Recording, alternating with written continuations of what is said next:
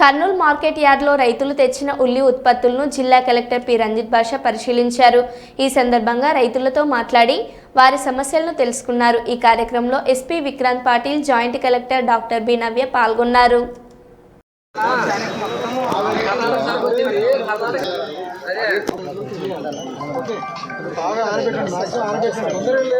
ఇక్కడేనా మొన్న మైక్లో మాట్లాడారు సార్.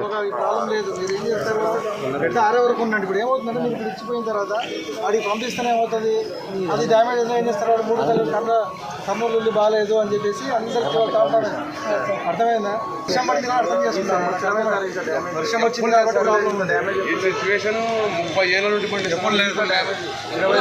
20 రోజులు కంటిన్యూ వర్షం పడింది. అందుకే గవర్నమెంట్ ఇప్పుడు డిసిషన్ తీసుకున్నారు. అందరికీ ఈ థియేటర్ ఎంతకున్నా డిఫరెన్స్ అమౌంట్ 12 రూపాయలు మనం ఇస్తాం, గవర్నమెంట్ ఇస్తాం. ఓకే, 12 రూపీస్ మనము గవర్నమెంట్ నుంచి ఇస్తాం.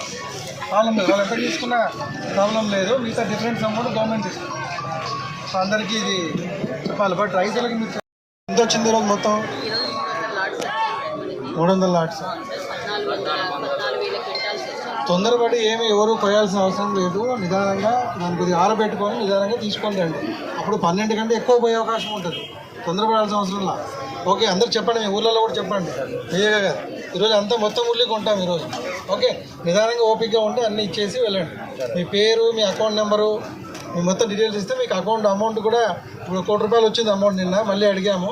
సో అమౌంట్ ఒక రోజు పడుతుందండి. ఫస్ట్ ఇచ్చిన వాళ్ళు ఫస్ట్ పడుతుంది, అట్లా మీకు అందరికీ పడుతుంది. ట్రేడర్ ఎంతైతే ఇస్తాడో అది మీరు తీసుకోవాలి, మిగతా అమౌంట్ గవర్నమెంట్ ఇస్తారు. ఇప్పుడు మీకు 7 రూపాయలు పోయింది అనుకో ఈరోజు లాటరీలో, దీంట్లో టెండర్లో, మిగతా 5 రూపాయలు మేము గవర్నమెంట్ ఇస్తాం. ఆ రిసీప్ట్ కూడా మీకు ఇస్తారు. ఓకే, నైట్ ఏ టైం అయినా రిసీప్ట్స్ ఇచ్చి ఓకేనా? అందరు రిసీప్ట్స్ ఇవ్వండి అమ్మా అందరికి. ఓకేనా?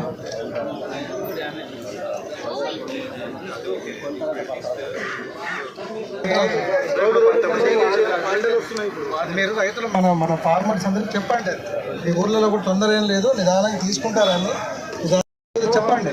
మీరు ఊర్లలో చెప్పాలి. ఓకే,